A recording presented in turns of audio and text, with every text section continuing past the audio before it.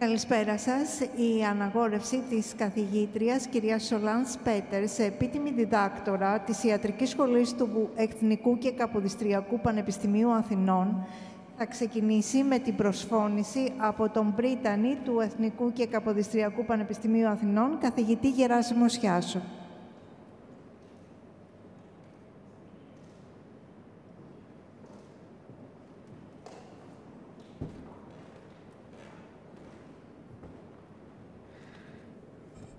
Αξιότιμη κυρία Αντιπρίτανη, αξιότιμη κυρία Κοσμήτορα, αξιότιμη κύριε Πρόεδρε, αγαπητές και αγαπητοί συνάδελφοι, αγαπητές φοιτήτριες, αγαπητοί φοιτητές, με ιδιαίτερη τιμή, λόγω της εμβέλειας και του σημαντικού έργου της τιμόμενης προσωπικότητας, βρισκόμαστε σήμερα στην ιστορική αίθουσα του Εθνικού και Καποδιστριακού Πανεπιστημίου Αθηνών για να απονείμουμε τον τίτλο της επίτιμης διδάκτορος της Ιατρικής Σχολής στην καθηγήτρια Solange Peters.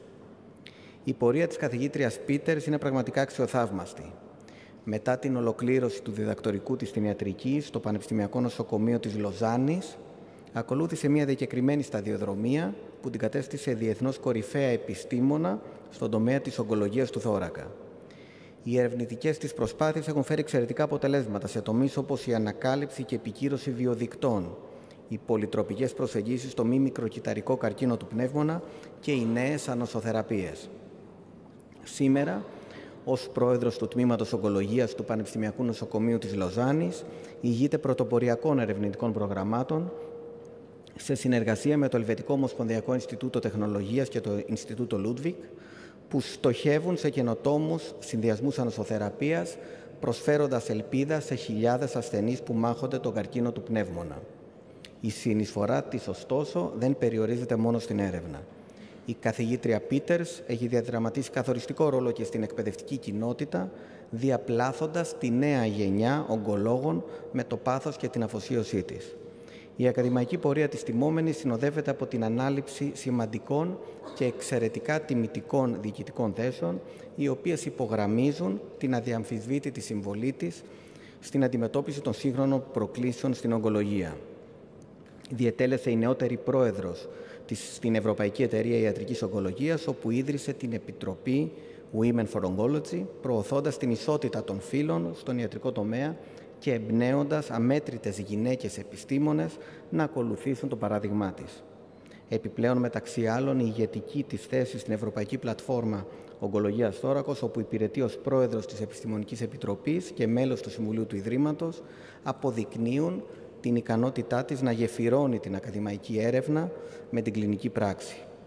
Με συμμετοχή στις συντακτικές επιτροπές πολλών έγκριτων ογκολογικών περιοδικών και με περισσότερα από 500 επιστημονικά άρθρα και κεφάλαια, η τιμόμενη συνεχίζει ακούραστα να ανοίγει νέους δρόμους στην ογκολογία, επηρεάζοντας καθοριστικά την πορεία της επιστήμης και της κλινικής πρακτικής. Η διακεκριμένη συνάδελφος, καθηγήτρια της Ιατρικής Σχολής, κυρία Μάντα Ψηρή, που θα ακολουθήσει στο βήμα, θα αναφερθεί εκτενέστερα στο πραγματικά πολύ σημαντικό έργο της κυρίας Peters και θα μας δώσει εναργέστερη εικόνα για μια διεθνώς καταξιωμένη επιστήμονα με πληθωρική παρουσία και πολυσχηδή συνεισφορά στη γνώση μας για τον καρκίνο του πνεύμονα και τους θωρακικούς όγκους. Professor Peters, on behalf of the Rectory Authorities of the National Capodistrian University of Athens, I would like to express my sincere congratulations. It's a great honor for the academic community of our university to welcome you to our institution. We are proud to acknowledge your contribution to science and deeply grateful to inspired by your work. We wish you all the best in the progress of your scientific work and all your future endeavors. Congratulations.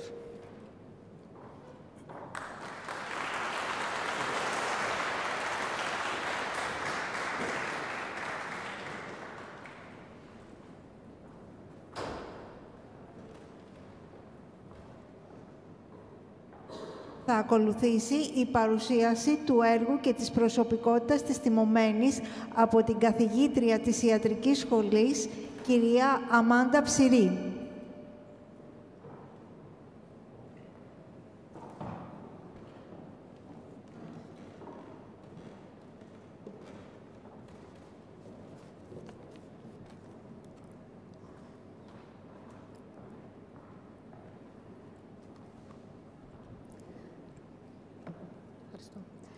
My rector of National Capodistrian University of Athens, Professor Gerasimos Chiassos, my dean of the medical school, Nikolaos Arkadopoulos, academic authorities and members of the university, dear chair of the Hellenic Society of Medical Oncology, Zenia Saridaki, distinguished colleagues, friends, ladies and gentlemen.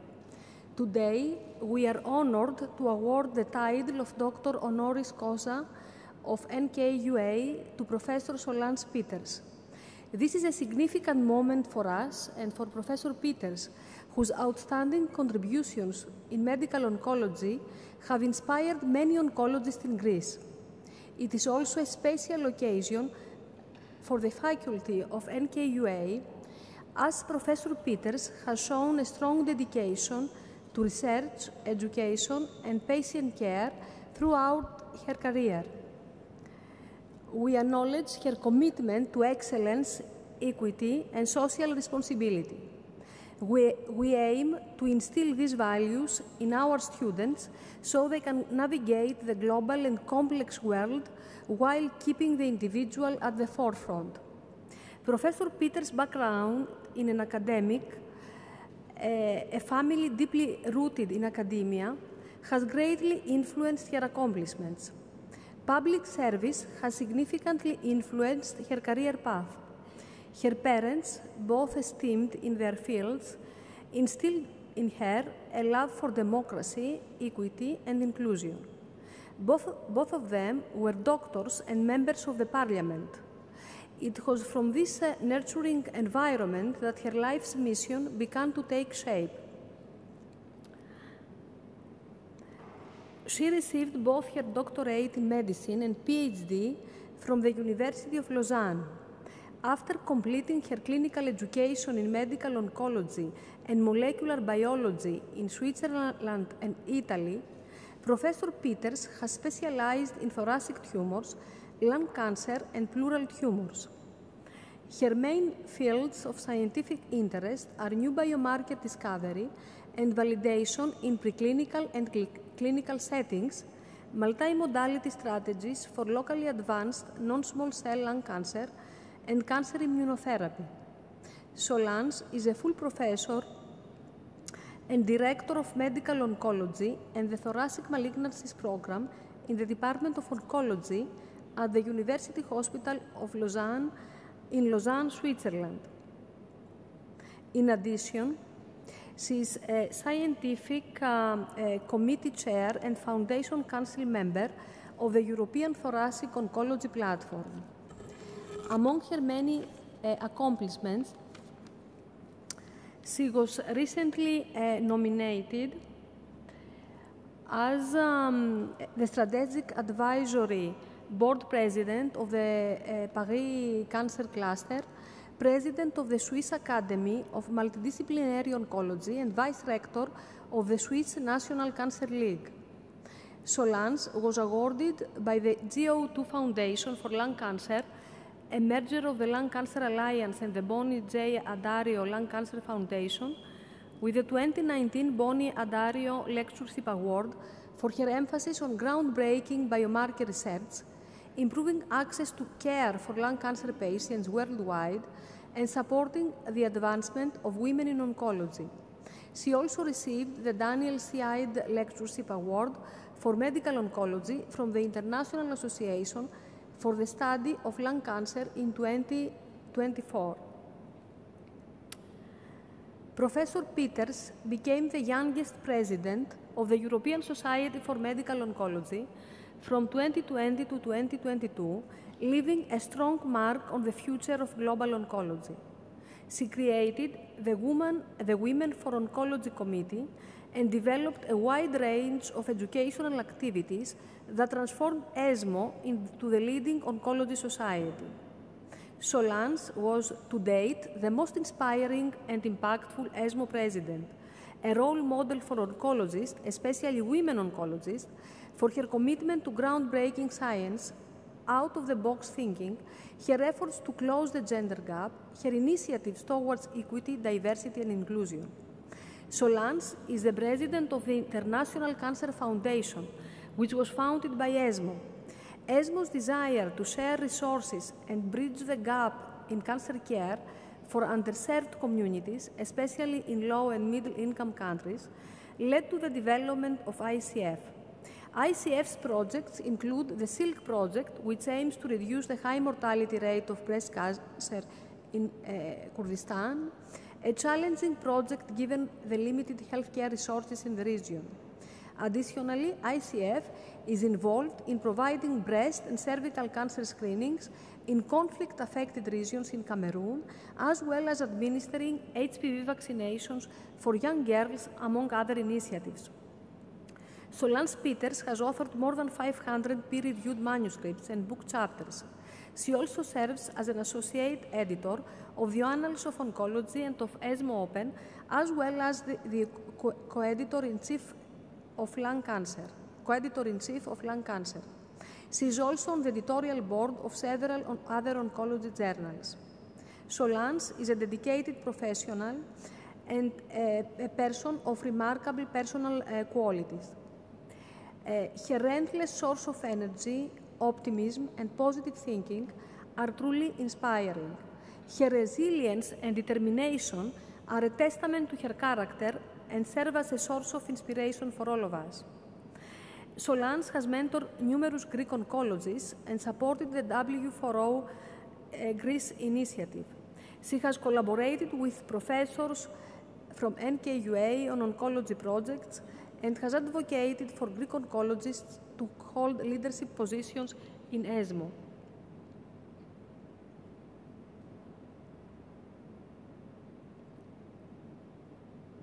One of her closest collaborators is Professor Urania Daphne, a famous professor worldwide in biostatistics, Harvard-trained, and they've been collaborating, I think, for over 15 years, and this collaboration has led to very high impact publications. She collaborates with other colleagues, such as Professor Sirigos in lung cancer, and also many other Greek oncologists, Dr. Moungios, we can see here with Greek oncologist colleagues here, a big supporter of W4O Greece. Solange has a beautiful, expansive family with her own children and adopted kids, Lucy, Sophia, Sebastian, I don't remember all the names. It's impossible to summarize a person's career in just a few minutes, particularly if she's an exceptional person like Solange Peters, who also stands out due to her drive and powerful intellect. I will borrow a remark by Dr. David Gandara, director of the Thoracic Oncology Program at the UC Davis Comprehensive Cancer Center. Professor Peters is a woman for all seasons, extraordinary leader, outstanding clinician, clinical investigator, translational scientist. Most of all, patients always come first with her. She epitomizes what the ancient Greeks called arete, being the best you can be. Awarding her an honorary degree, honorary doctorate, is a great honor for our faculty. At NKUA, we are proud to invest in Professor Solange Peters as Doctor Honoris Causa of the university, which is also her university from today onwards and forevermore.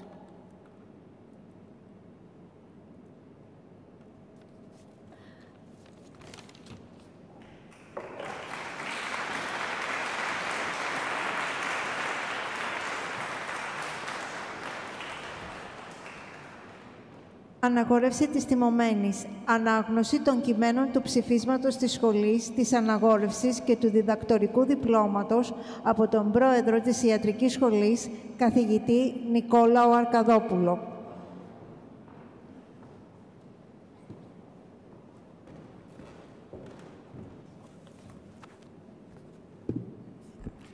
Εθνικών και Καποδιστριακών Πανεπιστήμιων Αθηνών. Ψήφισμα του Τμήματος Ιατρικής της των Επιστημών της Υγείας Σχολής.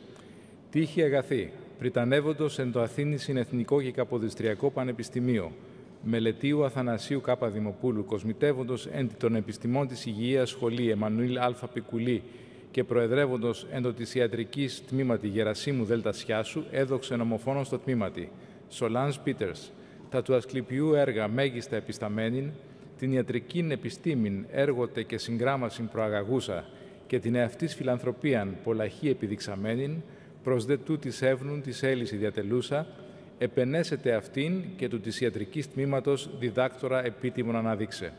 Το δε ψήφισμα τόδε εις μεμβράναν αναγράψε και των του τμήματος πρόεδρων δημοσία εν τη αιθούση τη μεγάλη αναγνώντα και τα στιμάσαν υπόντα επιδούνε αυτοί ή ανημέρα η αναγόρευσης γέννηται καθά νενόμιστε.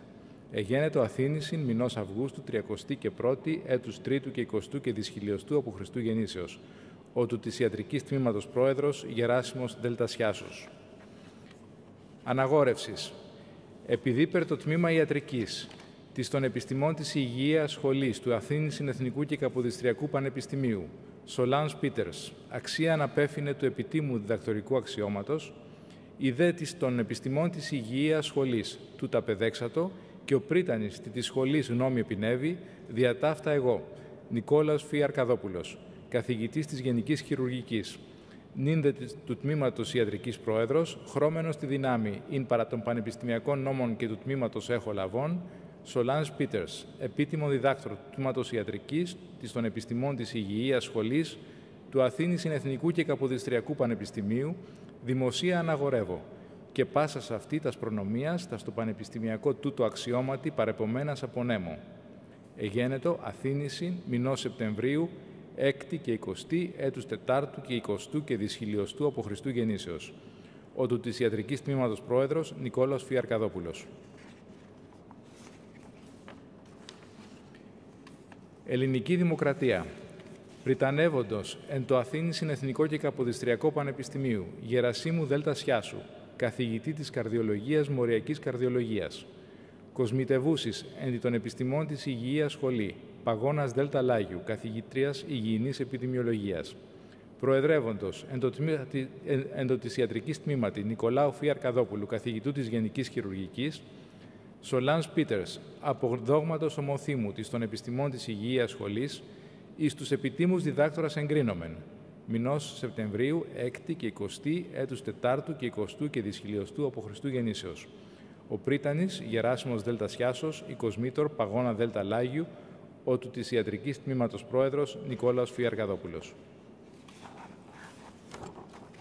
Περιένδυση της τιμωμένης με την τίβαινο της σχολής από την κοσμήτωρα της Σχολής Επιστημών Υγείας, καθηγήτρια κυρία Παγώνα Λάγιου.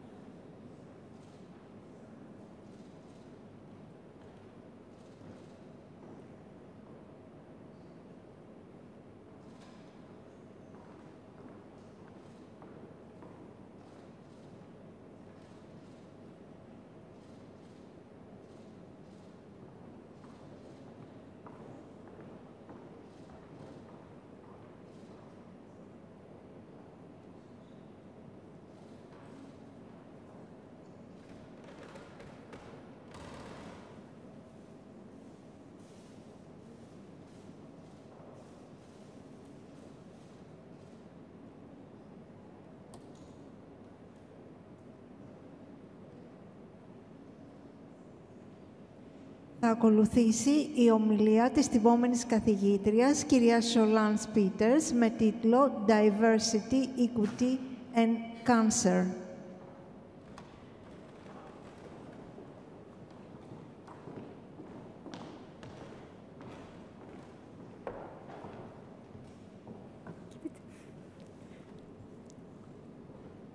Dear authorities of the Faculty of Medicine and University of Athens, Director, dear Dean, dear Amanda, dear colleagues, I must admit how much it is for me a unique and maybe the first honor of that kind that I can receive in my life, and I'm really grateful of getting this recognition from this wonderful place and this wonderful scientific environment. We were discussing it before. I guess you have in Athens and in Greece an amazing scientific community producing a lot of innovation, data, and conveying the message of collaboration around the world. I have lots of Greek colleagues in my university, so I think it's really a unique opportunity for me to tell you once again how much I'm proud to be part of this largest community. I had also the opportunity of discussing with you some of the topics which probably Rani will smile, or Rania Daphne, because trying a bit to tell you the history of the first pass in my careers, and my careers because it's science, but it's a lot of politics. And not to be too boring, I will not go into details, but try to illustrate to you the various things which I guess have counted in the way I have decided to follow, and I hope that I will continue in the future. So the talk is called Diversity, Equity, and of course, Cancer. Just have to show my disclosure slide. Just to summarize the disclosure slide, we are supposed to now officially let them 10 seconds to tell how much we might be involved with companies and the economy in large sense. And as you can see, I'm involved with everyone, which at the end makes a little bit like if we're involved with no one. I'm perfectly diverse in my recognition of companies. So I have divided in several chapters. The first one, probably the most important, and the reason of my presence here partly, is being a researcher, trying to describe what can be the opportunities and paths to become a researcher.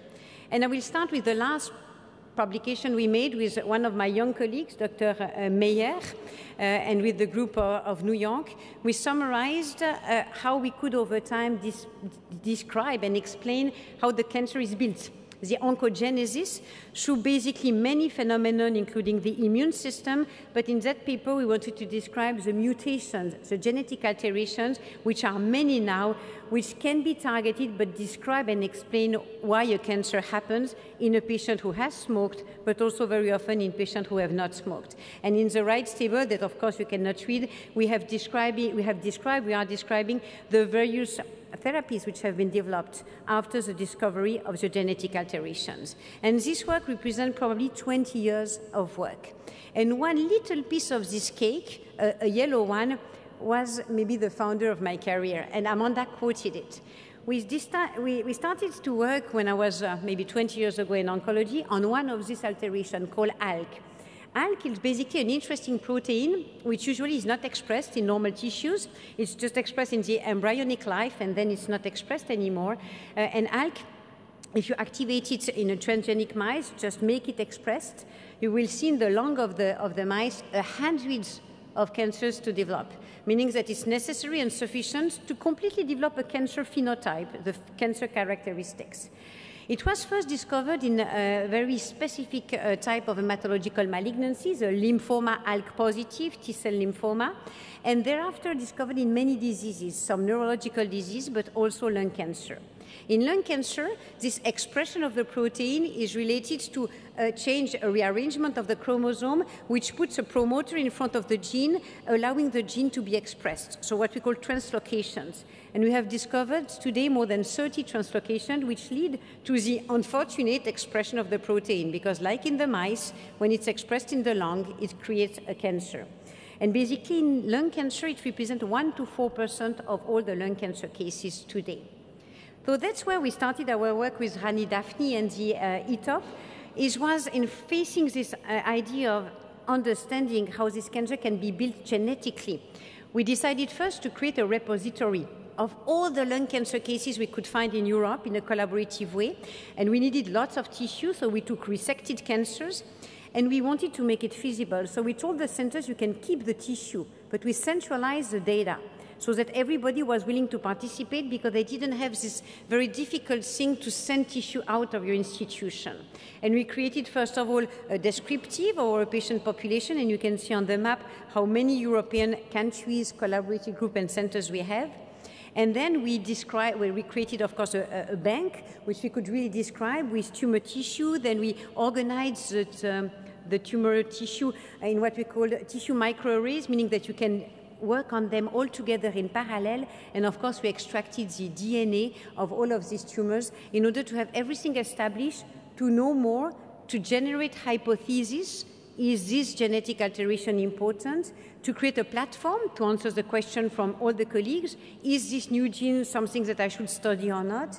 And of course, to try to describe at the end the paper I have shown you before, the algorithm, right? So it was the first step to build this Lancer paper we just published, the algorithm. And focusing on ALK, it was a kind of a problem because we had tissue, but we had several methodologies to see this protein, which usually is not expressed. The first one is a nice one, the fish on the left. It's a way, what you do is you, on the DNA, you put two dots side by side close to the ALK gene, and if there is a translocation, they will separate. If they are superimposed, the point is yellow. If they separate, it becomes red and green. It's called a break-apart fish. And then you can see if there is a translocation or not. So you look at the gene, or of course in the middle you can look at the protein. You stain and you see the protein which is not supposed to be here. Or you can use the new techniques of sequencing, next generation sequencing, for example. We had all in hands, but the question is, we need to diagnose this disease. What is the best way to do? The cheapest, the most accessible, and the easiest to do. So we decided to start to do this project, trying to compare the fish, so the red and green dot, with the immunohistochemistry, and then we completely constructing an algorithm where you have to first stain, just show the protein, and then confirm. And we went even further down the road to look at the 3 techniques, trying to really prove how was the best way to look at 1,000 patients, to maybe find 10 or 15 patients at the end. So you need to do it, but it's not a very rentable methodology. And based on that, all the clinical trials could start. And the clinical trials change the life of these patients. So these patients, think about them, right? This is about some genetic alteration. You have ALK on the first column, but there are also some other described. It's a pyramid of age. And when you look at ALK, right, more than half, way more than half of these patients are less than 50 years old, and almost half are less than 40 years old. They're very often never or light smokers, so the storm in the blue sky, they haven't done anything for that, so they are very often young women, and that's what we started to see. My first patient was a 23 years old young woman who was just starting university. And unfortunately, at that time, she died from the disease because we didn't have all the treatments we have now. So the first thing we do is to block this protein. This protein is giving rise to a change of signalization in the cell, which allows the cell to multiply indefinitely. So we can block this protein, and we started with a very old-fashioned drug now, which was blocking this signaling. It's a movement of phosphate group within the cell. It was called crizotinib. And crizotinib, this is a Kaplan-Meier curve for the ones who don't do cancer. You start with 100% of your patient population, and you see how your population, unfortunately, declines over time, meaning how many of the patients progress, this is progression here, or die, and you see the percentage at each time point. So it is a progression-free survival, meaning the time without progression, starting from 100%, and you can see that crizotinib, this new drug, was better than chemotherapy, but still, most of the patients were progressing, right? And the time frame was something like 1 to 2 years. But it was the first step. So then we were questioned in my lab to know what are the mechanisms giving rise to the fact that it works, but only for 1 year. What happens? So we had this chance to all together with the community describe the mechanism of resistance. You could have an amplification of the protein, more protein. They could be mutated, not binding the drug anymore, or you can have cancer cells inventing other mechanisms to multiply, so suddenly activating other pathways which were oncogenic. So amplification, secondary mutation, or other pathways. And the worst we observed is a fourth mechanism, is a terrible fact, is the fact that the drug doesn't go to the brain. So even if the disease was not progressing with the 3 mechanisms I have been showing, patients were developing lesions in the brain, what we call ramification, metastasis. And we could publish it is whatever the drug is going 0.3% to the brain, so the next problem your patient will have is brain metastasis.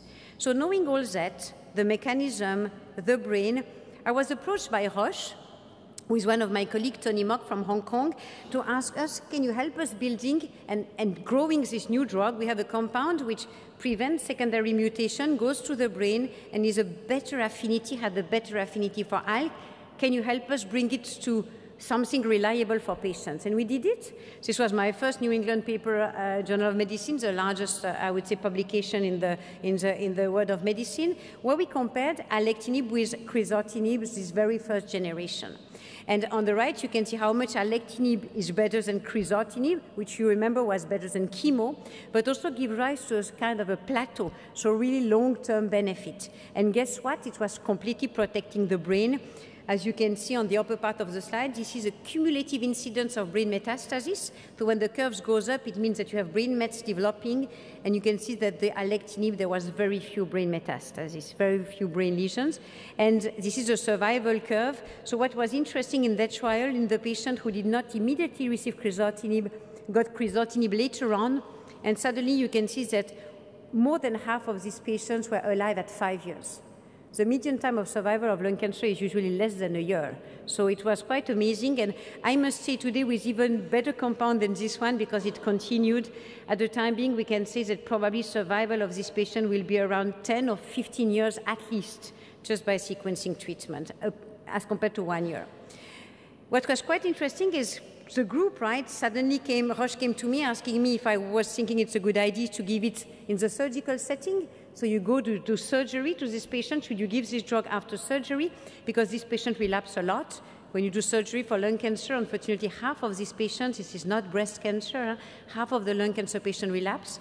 And Roche developed with a very nice colleague from Australia, Ben Solomon, the same strategy after surgery. And you can see again how much in blue you can prevent the relapse after surgery. So we started from a protein to go to 15 years survival, and probably way more patients, I don't know if they are cured, but being living a long time after surgery. So really a kind of a nice movement. And I still have in my clinic every 6 months, this patient who was in the phase 1, when Roche came to me with alectinib. He was a sports teacher in the mountain, a very, I would say, healthy man, very a sports guy who could not run. It was his complaint, I cannot run anymore, not as before. So as you can see, since he started the alectinib, he has no disease visible. All the black dots are tumor sites eating glucose. The glucose is visible. So now the only thing you can see is the heart and the bladder, of course, but you cannot see any tumor anymore. And he's in remission since probably something like 10 years today, and working 100%. So this was probably the building block of my career, but of course then came immunotherapy.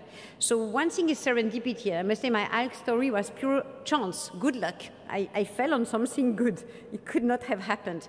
But then when you get there, people ask you your advice and you try to make good reflection. And the first thing we always try to do also with the colleagues is also to keep in mind that we need to address real-world questions. So in our clinics, what we have very often is elderly patients who tell you, doctor, I don't want chemotherapy. Even if you think it's good for me, no way. And very often, by the way, when you look at the patient, you consider that anyway it was not a good idea and you don't want to give chemo neither. So what should you do in these patients? They have metastatic disease, very threatening disease. So we did with Roche again another trial which was giving just immunotherapy alone for these patients or very low dose chemo, something at the limit of what you can give to patients.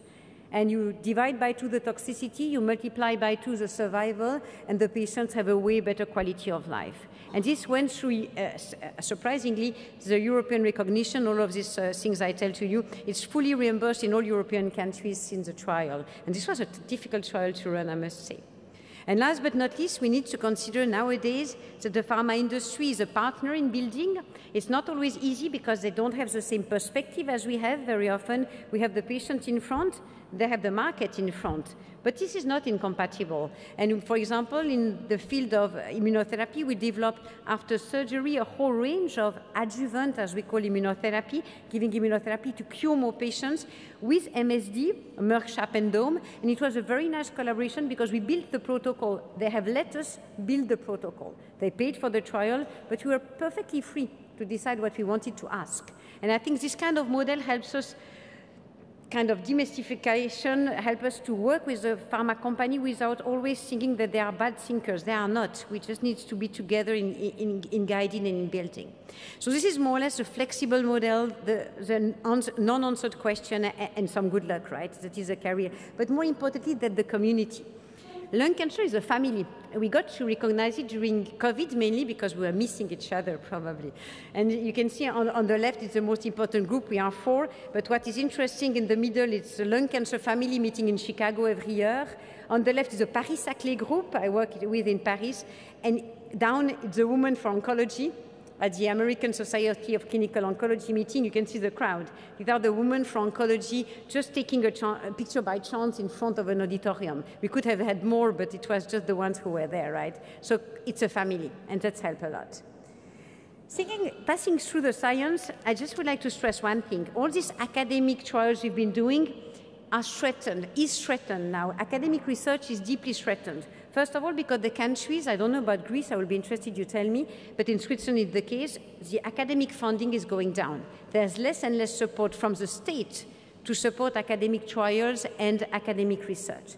And on the top of this, European regulation has changed and made the way of researcher very complex, very slow, extremely regulated, removing a bit the discovery side of what we do, meaning that we are constrained by very strict rules, slowing down the process and making the invention not being acknowledged. So I think we have a real stress for which having collaborative group like we have the European Thoracic Oncology Platform, which work, by the way, with the breast study group, also the International Breast Study of Lung Cancer, Breast Cancer Study Group, working together as academic consortia is very important to convince the states and the governments that we are doing things important. And I would like to illustrate it for you. When you start to do a career, you build evidence with industry. So as I told you, for alectinib or for immunotherapy, you make trials and the drugs go to the market and create billions and billions of revenues. And we've done it a lot with immunotherapy, in first line, combinations. These are all things I've published leading to the market, right? Second line immunotherapy, the idea of mesothelioma. So all of these are publications that we did, which all led to some registration and money. But when you have done this, the colleagues come to you and tell, okay, but we have 100 questions. The first one is, how do we deal with toxicity? It's fine in the trial, you say it's manageable, you have a protocol to follow, but in real life, my patient receives immunotherapy and has a terrible rash.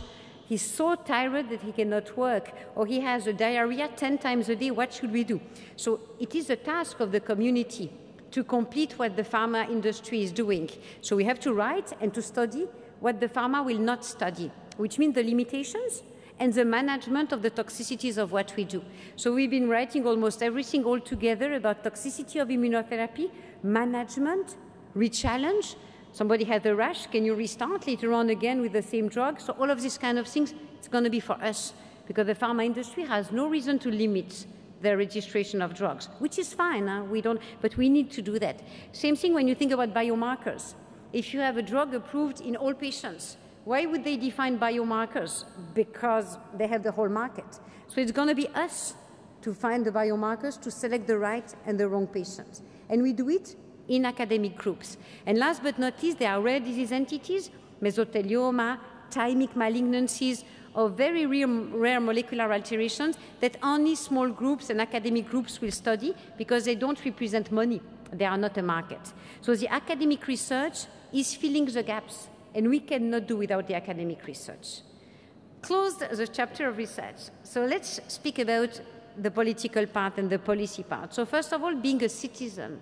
So being somebody living in Greece or in Switzerland, having this threat of having cancer, and he hears about cancer and cancer politics. So first of all, I'd like to remind everyone that when you enter the WHO building in Geneva, you stand in front of these SDGs, the Sustainable Development Goals, very important in all the political arenas. But we have to remember that under the point 3, there is this aim of, by 2030, reducing premature mortality from what we call non-communicable diseases, NCDs, including cardiovascular, but of course cancer, by promoting all of the aspects from detection to treatment, right? Of course, it has taken some delay because of COVID. Probably it's going to be 2040. But this is something that all governments are supposed to address as being SDGs. Unfortunately, cancer is a real challenge because the incidence of cancer will increase significantly And as you can see here, by 2050, it's going to be plus 61% of cancers. But if you look at the distribution, they will mainly happen in low, middle-income countries, according to the World Bank, meaning really these countries which are usually outside of the scientific circuit. And unfortunately, the numbers also tell you that the 5-year survival from cancer depends on the country GDP. So meaning where the cancer will happen in excess are also the countries where the GDP is lower and the 5-year survival is lower. So really showcasing that we should probably look a little beyond our borders. In the past 5 years and in the past 20 years, a huge number of compounds have been approved in oncology, 260 over 20 years in oncology, immunotherapy, antibody-drug conjugate, targeted therapy. But if you think about how the money is used, right, almost 300 billion in 2026.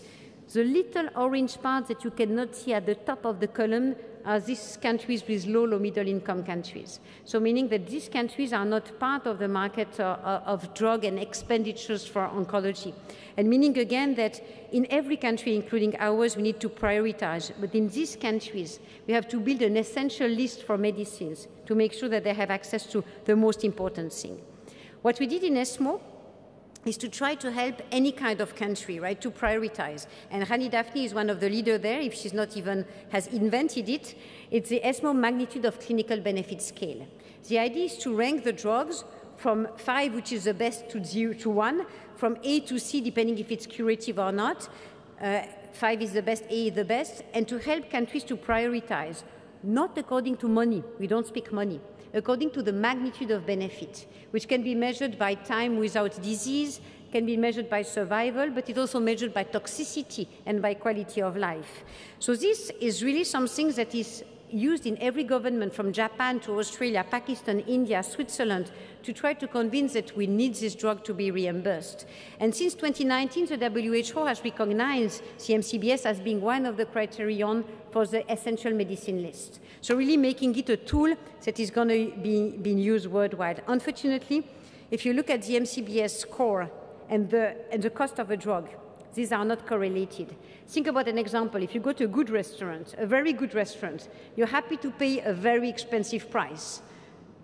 It's not the case for a drug, right? You will pay the same price whatever the quality of the drug you get. So there's something here that we need to learn about, but this is also about politics. Being a patient. So being a patient is probably realizing that there are inequalities, I told you, between countries. So surviving from breast cancer will be completely different from South Africa to Switzerland, but also within the same country. So within the same country, it was nicely shown, or not nicely shown, that sex and gender, education, race and ethnicity, sexual orientation, socioeconomic status, as well as living in the countryside or in the city, will change statistically significantly and independently your survival from breast cancer, which is quite amazing. So this is something we can homework, right? How is it possible that outside of Athens, outside of Lausanne, already there is a difference? We know it in Switzerland because of the mountains. We need to overcome these kind of things. This is in our house, okay? So what we also did in terms of scale in ESMO, which is quite interesting, and I will tell you about it, when you diagnose, for example, ALK, we have been classifying this genetic alteration according to how much it guides your treatment. We call it actionability. So ALK is highly actionable. If I have ALK, I have a drug which is established. But there are also some hypotheses, right? I think that, so SCAT tier 1 is I know, SCAT tier 5 is I think. And it helps also the biomarkers to be mandatory, because not only the drug, but you need the biomarkers. And when you ask your colleagues, do you think that in your country the biomarkers are well tested? So the majority say no. You can see the numbers. The maximum is 57%, but all of them say no.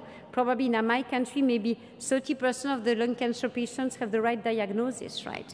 Can it be true, apart from the idea from our colleagues? Unfortunately, it's true. We made, through 120 European countries, we made a study about the tests we have available for one single gene, hormonal receptor in breast cancer, versus what we need is multiple genes in lung cancer. We need 12 in lung cancer. And as you can see, yellow means available, red means not available. So everything should be yellow based on SCAT, right? And most of the time, in many countries, in most of the countries in Europe, you cannot even put your diagnosis correctly. So you cannot define the correct patient journey because you don't have the diagnosis. And even in SCAT1, so ALK, you need it in breast and in lung. Most of the times the diagnostic tests are not available. So we have lots to work on. This is only Europe, and we'll conduct it outside of Europe, but it cannot be better. This is Europe, right? If anything, do I need to pay for my tests? So the answer is yes. A high proportion, probably more than half of these tests are out of pocket, defined by financial capacity. The more complex the most often, and the most validated by the government, the less often, right? So you need to have tests which are validated and, unfortunately, even if they are complex, are paid by the government. And last thing that we do in ESMO is education, because this is maybe the frightening US situation because of the large country and the various systems. But in the US, even in these patients who have the full test done, wonderful, the 15 genes in lung cancer or 12, half of them receive the wrong drug at the end. So it means that even if you do the test, you need to make sure that you have good guidelines or tumor board on the phone, on the Zoom, but that you can help the doctor to run or to work through this complexity. Last but not least, again, have a look at southern country, eastern country for Europe, for example, thinking about availability of drugs. Availability doesn't mean you can have it in the country, but it means you can have it and you can pay for it. And as you can see, the high-income countries, our countries, are in blue. Blue is fine. But as soon as you go to upper middle-income country or low and low-middle-income countries, there's no availability of drugs, right? So basically, even not chemotherapy. So really have a scale in how cancer is treated everywhere. Last thing, being a doctor in this health system challenges. So my recent trips to Africa and my collaboration, which gets closer and closer with WHO, makes me really think every day about the shortage in doctors. I'm sure you have the same in Greece, right? We will have a shortage, we'll be missing 10 million healthcare workers by 2030. And of course, a lot in low, middle-income countries. And more than ever, we need multidisciplinary teams. So if one member is missing, then the whole system is crashing, right? So that's a real problem. How are doing these doctors? Because we have one doctor in two positions, if you want, right? We don't have enough doctors. The ESMO has done a survey in young oncologists, okay, trying to see if they suffer from symptoms of burnout. Unfortunately, I don't know if you can see the map, but the colors range between 50 and 80% of symptoms of burnout. And all the European countries are strongly colorful, meaning that more than half of the young oncologists tell you they are in burnout. And if you try to understand what makes them having this suffering, right, it depends where you work, of course. It depends if you have support services, so somebody taking care of you, asking you how you do in work. It depends if you have a work-life balance, a kindergarten, a nursery for your kid, somebody helping at home, or a big family. If you live alone, and if you have enough vacation. But you can really understand all the parameters behind. And one of the parameters, of course, is a gender balance, right?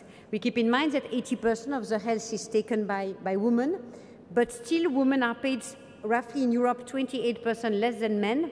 In Switzerland, it's 20% for the same job, exactly the same job, okay? And we need now in Europe and in your country, my region, my hospital, to have transformation politics and to really make it maybe mandatory with fixed seats. In my university, we had 10% women professor. In Switzerland, 10%. 10 years ago, it was 15. Now it's 10. So just to tell you a bit the landscape, and not being politically engaged too much on the left side, but to be very objective, the World Economic Forum, the WEF, a very important meeting every year in Switzerland in Davos, is giving just have a look at this, it's an amazing report, the Global Gender Gap Report. So in this gender gap report, they look at some parameters. 4, the economic participation and opportunity, the educational attainment, the health and survival, and the political empowerment. And 100% will be when women are equal to men, in general, across all the activities. And as you can see, we are very far for each of the disciplines from being at 100%. And guess what? Since COVID, it's getting down. So we went to something like 60% to 50-something. They have calculated that to reach parity today, we will need 309 years in terms of, for example, political empowerment. So even, I mean, generations and generations of little talks will not bring us there, okay? What about oncology? So let's look who publishes, right? First author, last author over time. This is an initiative of Women for Oncology. Rani Daphne is here, Amanda Psiri is here. I was the chair, Elena Linardiu is now the chair. So you can see that over time, first author in big publication in oncology, Rani Daphne made these numbers exist, as well as last author, which is more important because it means seniority. It means that you are the scientific input. You can see it's less than a third being women, right? Then what I like in terms of what we can do is the unconscious bias. And at one ASCO meeting, there was this student who was listening to all the talks and looking how the women are dressed. And it was very nice. He went to all the talks he could attend, and he realized that when a woman enters a scene, usually the wrong name is used, the qualification and where she works is not quoted, and most of the time she's called by the first name. I know that, the Dr. Solange is every day. But it's fine, I have a strange name. But it's quite interesting to see that it's like if there is a short way about recognition of being on the scene for women, and this is something to deal with in every time we can think about it. We all make mistakes, but every time we can think about it. So basically, what can we do? So this is a survey we did in ESMO. What are women obstacles? And we asked our colleagues, what do you think are the obstacles? So just wanted to quote them because something you cannot change. ESMO cannot do politics. He cannot create nurseries, right? He cannot make subventions exist in country, but some things we can do. So lack of work-life balance. So I'm a boss of many doctors, so I have to keep it in my mind. Lack of work-life balance. 80% or 100%, both are fine. The only thing is the work-life balance will define the productivity of my staff. So lack of development of leadership development for female. Okay. So we put leadership courses, we have it in the business schools, we can do it in medicine. Lack of self-confidence, but most important thing for me is the unconscious bias. Every time we deal with something, and stereotypes is good because it makes our lives simpler and easier, we all take short ways. But we have to be conscious about the bias we use every day. Women cannot drive, men cannot do two things at the same time, women speak too much. So all these short ways that we tend to use because they are funny and so on, which bias the perception of people in general. And just the unconscious bias is something you can work on every single day. Last thing that I wanted to quote about our survey, which is frightening to me, is when you ask just a little question at the end of the survey, and I can tell you that the ESMO would have liked that we never have asked this question, have you experienced harassment in your workplace? And if you ask the participant in 2016, 41% were answering yes. And now in 2021, 50% answer yes. So ESMO is really annoyed because can you just forget about it? Yeah, 50% of the members are harassed, or should you address it? And it becomes very political, right? But I think it's a duty to address it, right? Harassment happens in our institutions, which are very hierarchical, and we need to address it. And it's a real problem, but that's the next problem that ESMO will have to face. So to finish my talk, it's quite important to keep in mind the SDGs. If you have a population which is in a better health, if you treat cancer, then basically the whole economy of the country is getting better. So just remember that it's not one pot, it's multiple pots which really talk together and work together. And that's why I created, with the very wealthy ESMO, the International Cancer Foundation. It was not easy neither, but now it's having millions to be able to help these people which I described, who I described in my talk, who might not have the same conditions and chances we have. And I like this wording to finish of William Gibson, who is a kind of a revolutionary writer. He wrote in The Economist some years ago, the future is already there, it is just not evenly distributed. And with this, I'd like to do some thanks. So first of all, to my mentor, Rolf Stael, he's the professor in Zurich. So my family knows him. He built my career, right? I think he built the career of many people, but he was there for me. The ETOP, the group of thoracic oncology platform with all the directors and scientific leaders, and my friends Tony Mock and Pasi Yane from the University of Hong Kong and Harvard Dana-Farber Institute. We do everything together. During COVID, we were speaking twice a week because we were depressed, so we are doing everything together. I, of course, also need to thank the family. They are all here. It's an adoptive family, as it was said. We are not from the same blood, but we are now from the same family, and we do everything together. It's a big group. Amanda knows, not the group, because we travel in group, but I couldn't do everything without the support of course, the father of the kids, Lionel, but also the whole family, because they make my mood being better every day. So thanks to all of you.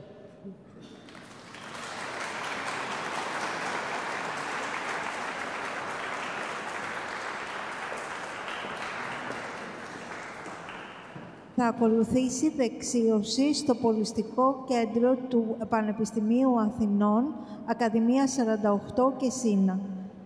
Σας ευχαριστούμε πάρα πολύ για τη συμμετοχή σας. Καλό βράδυ.